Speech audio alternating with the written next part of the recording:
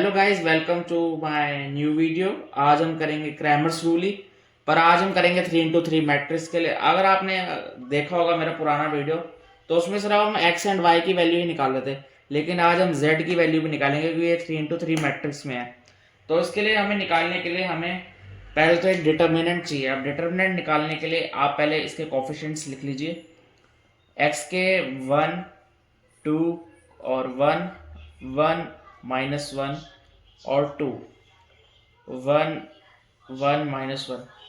अब आपने देखा होगा कि डिटर्मिनेंट निकालने का तरीका ये होता है। अब जैसे आपने 1 यहाँ पे रखा, मतलब 1 यहाँ पे लिया, तो आपको और फर्स्ट रो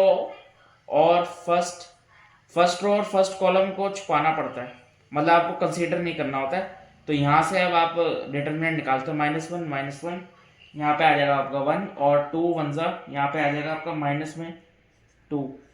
अब यहाँ पे हमेशा एक रूल होता है, अगर यहाँ पे कोई भी बीच का आपको नंबर करना हो तो यहाँ पे बीच में माइनस आएगा, फिर 1 आता है। फिर उसके बाद आपको फर्स्ट रो और सेकंड कॉलम छुपानी होती है, मतलब कंसीडर नहीं करनी होगी आपको। तो अब आपको -2 यहाँ पे लिखना होगा, -1 इज इंटू में 2 और 1 1 1, तो यहाँ पे आपका 1 आ जाएगा। अब यहाँ पे आप प्लस लगा सकते हो, यहाँ पे प्लस आ जाएगा 1। अब आपको फर्स्ट रो और थर्ड कॉलम छोड़ना है, मतलब कंसीडर आपको नहीं करना, ये और ये। अब 2 2 ज़ा 4 और माइनस ये प्लस हो जाएगा, फिर यहाँ पे आ गया 1। तो अगर आप देखोगे तो यहाँ पे आ जाएगा आपका -1 आ जाएगा और +3 +5, तो हमारा डिटर्मिनेंट आ जाएगा यहाँ पे 7। अब हमें निकालना होगा dx, जिससे कि हम वो x की वैल्यू निकाल सके। वो हमने पिछले वीडियो में भी किया था, तो हम उसका तरीका वो वैसी का वैसी ही है। अब dx निकालने के लिए आपको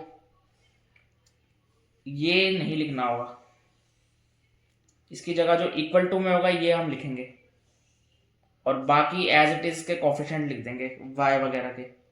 6 3 3 1 -1 2, और बाकी z के आप लिख लीजिए 1 1 -1। अब इसका हम डिटर्मिनेंट निकालेंगे यहाँ पे, मतलब dx निकालेंगे, तो डिटर्मिनेंट ही हो गया ये। तो अब इसका डिटर्मिनेंट निकालने के लिए आपको 6 पहले बाहर रखना होगा, और ये फर्स्ट रो और फर्स्ट कॉलम आपको कंसीडर नहीं करना होगा, तो यहाँ पे आ जाएगा 1 माइनस में 2। अब इसका डिटर्मिनेंट निकल जाएगा ऐसे ऐसे करके। अब यहाँ पे रूल होता है हमेशा -1 हो जाएगा यहाँ पे, और ये फर्स्ट रो और सेकंड कॉलम आपको छोड़नी होगी, तो ये -3 हो जाएगा। यहाँ पे अगर आप करोगे 3 1 3, तो माइनस तो वैसे भी लगाते ही हैं, तो यहाँ पे आ जाएगा +1। अब आप फर्स्ट रो और थर्ड कॉलम छोड़ देंगे, तो 3 2 6 6 +3, तो यहाँ पे आपका dx आ जाएगा -6 +6 +9। अगर हम करेंगे तो यहाँ पे आपका 9 आ जाएगा। अब हम x की वैल्यू तो हमारे पास आ चुकी है। अब x की वैल्यू के लिए हम एक बार, मैं इसको इरेज कर देता हूँ।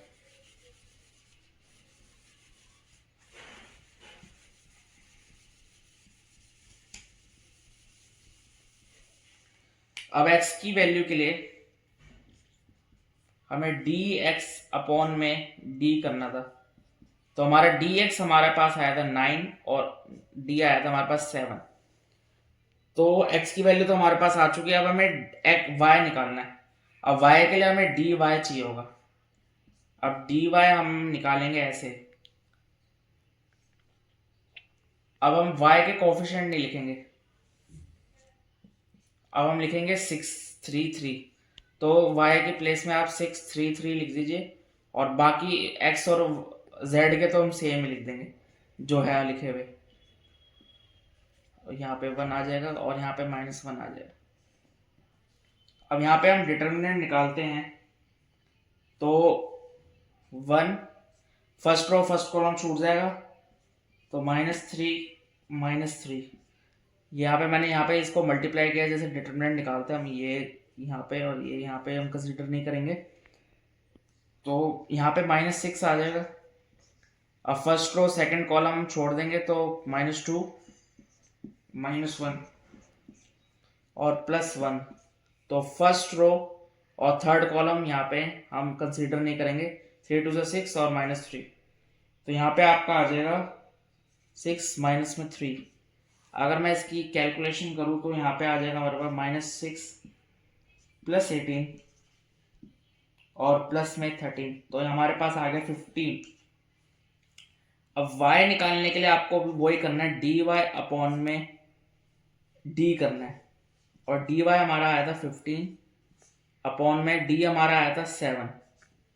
तो हमारी y की वैल्यू तक आ चुका है। तो अब हम निकालते हैं z। अब z निकालने का तरीका भी हमारे पास यही है, मैं आपको दिखाता हूं एक बार।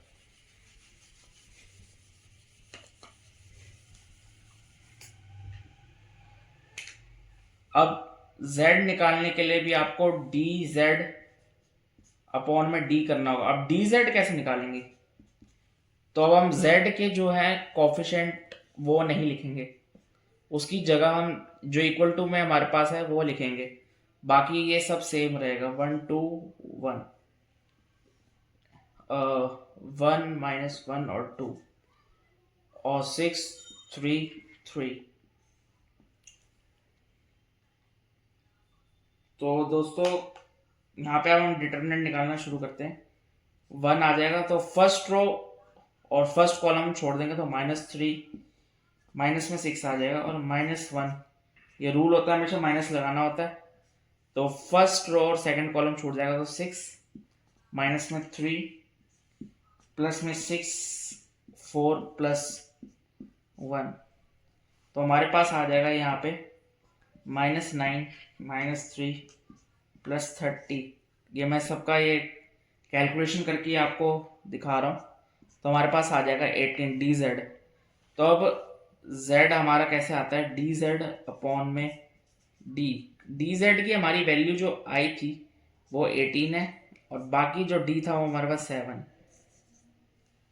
तो दोस्तों आपने देखा होगा कि हमने x y z की वैल्यू कैसे निकाली है। तो हमारी x की वैल्यू मैं आपको यहाँ पे लिख के दिखाता हूँ, यहाँ पे छोटा सा लिख के दिखाता हूँ आपको। तो हमारे x की वैल्यू थी 9 में 7, y की हमारी वैल्यू थी 15 में 7 और हमारे पास z की वैल्यू तो मैंने यहाँ पे लिखी हुई है 18 में 7। Hence it is the required answer. और हम अब दूसरा क्वेश्चन करते हैं। आइए फ्रेंड्स, अब हम दूसरा क्वेश्चन करते हैं। यहाँ पे हमें डिटर्मिनेंट निकालना पड़ेगा। इस क्वेश्चन में भी हम बिल्कुल सेम प्रोसेस फॉलो करेंगे। यहाँ पे 2 1 3 1 3 1 और -1 2 और 1। अब यहाँ पे हम डिटर्मिनेंट निकाल लेंगे। डिटर्मिनेंट निकालने के लिए हम पहले 2 को बाहर लिख लेंगे और फर्स्ट रो और फर्स्ट कॉलम हम गायब कर देंगे, मतलब कंसीडर नहीं करेंगे, उसको इग्नोर मार देंगे। तो 3 × 3 और माइनस में 2 आ जाएगा आपका। और यहाँ पे हम -1 लिख देंगे। अब फर्स्ट रो और सेकंड कॉलम हम कंसीडर नहीं करेंगे, तो 1 × 1 और माइनस में आपका 6 आ जाएगा और माइनस में 1। और फर्स्ट रो और थर्ड कॉलम अब जब चली जाएगी तो 3 3 9 और माइनस में नहीं 1 1 पहले 1 1 करेंगे, 1 1 1 और माइनस में 9। अगर आप इसे सॉल्व करते हो तो आपका आ जाएगा 2 और आगे +5 +8, तो आपका डिटर्मिनेंट आ जाएगा 15। अब dx निकालने के लिए हमें डिटर्मिनेंट फिर से निकालना पड़ेगा, पर हम x के वेरिएबल वो x के जो ये है कोफिशिएंट इसको नहीं लिखेंगे। अब ये इक्वल टू में जितने भी यहाँ पे ये नंबर है ये लिखेंगे x के कोफिशिएंट की जगह। 1 12 और 7 और 1 3 और 1 और -1 2 1। अब इसके निकालने के लिए हम आपको हम यहाँ पे 1 और फर्स्ट रो और फर्स्ट कॉलम चला जाएगा, तो यहाँ पे आ जाएगा 3 माइनस में 2 और -1। तो यहाँ पे अब ये फर्स्ट रो और सेकंड कॉलम 12 माइनस में 14 माइनस में 1, 12 माइनस में 2। वही प्रोसीजर आपको फॉलो करना है जैसे डिटरमिनेंट निकालते हैं हम। यहाँ पे जाएगा 1 plus 2 plus 9 is equal to 12। हमारी एक्स की वैल्यू आराम से आ सकती है 12 अपॉन में 15। मैं आपको दिखाया तो लिख के एक बार।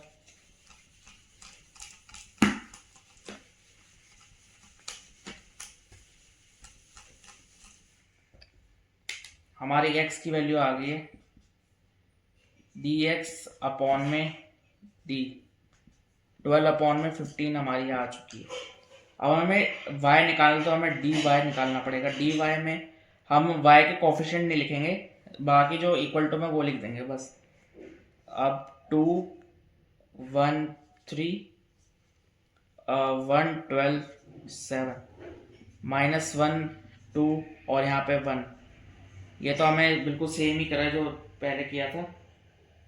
तो अब हम करेंगे इसको। तो यहाँ पे हमने 2 अगर यहाँ पे किया तो फर्स्ट रो फर्स्ट कॉलम गई तो 12 माइनस में 14। अब मैं इनका निकाल रहा हूँ, इनका निकाल दिया मतलब। अब माइनस में 1, 1 माइनस में 6।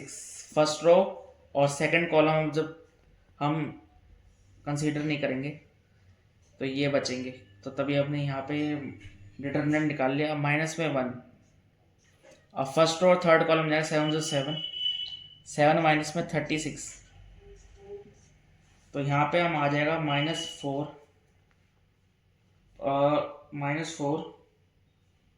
Plus 5 plus 29। तो हमारे यहाँ पे आपका आंसर आ जाएगा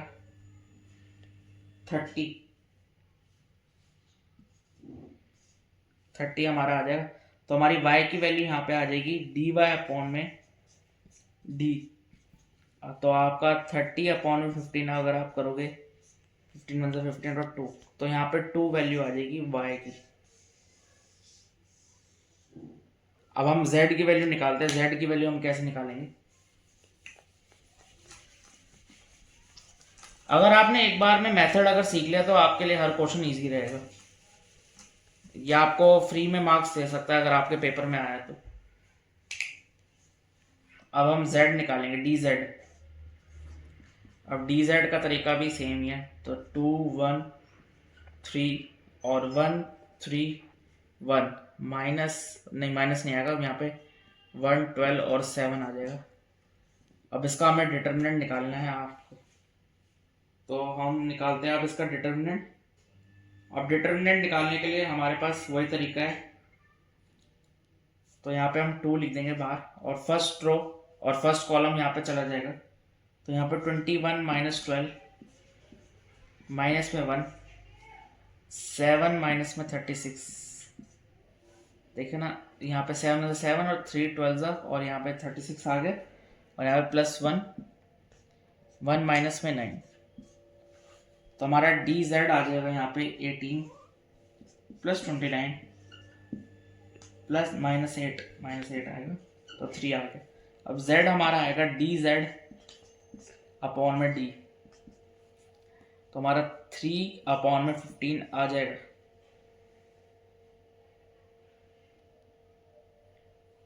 सॉरी, यहाँ पे 3 नहीं 13 आएगा। 13 अपॉन में 15 आ जाएगा। तो अब हमारे पास रिक्वायर्ड आंसर तो आइए फ्रेंड्स, अब हम रिक्वायर्ड आंसर लिखते हैं। रिक्वायर्ड आंसर में यहाँ पे आ जाएगा 12 अपॉन में 15, जिसको हम 3 से डिवाइड करेंगे तो यहाँ पे कहा जाएगा यहाँ पे 4 अपॉन में 5 और हमारे पास y की जो आई थी वैल्यू वो थी हमारे पास 2 और z की जो है यहाँ पे 13 अपॉन में 15। Hence it is the required answer. आप बस सीखते चलिए हमारे साथ और हमें सब्सक्राइब कीजिए, लाइक कीजिए। अगर आपने हमारा 22 मैट्रिक्स वाला वीडियो नहीं देखा है तो मैं डिस्क्रिप्शन में आपको लिंक दे दूंगा। Thank you for watching.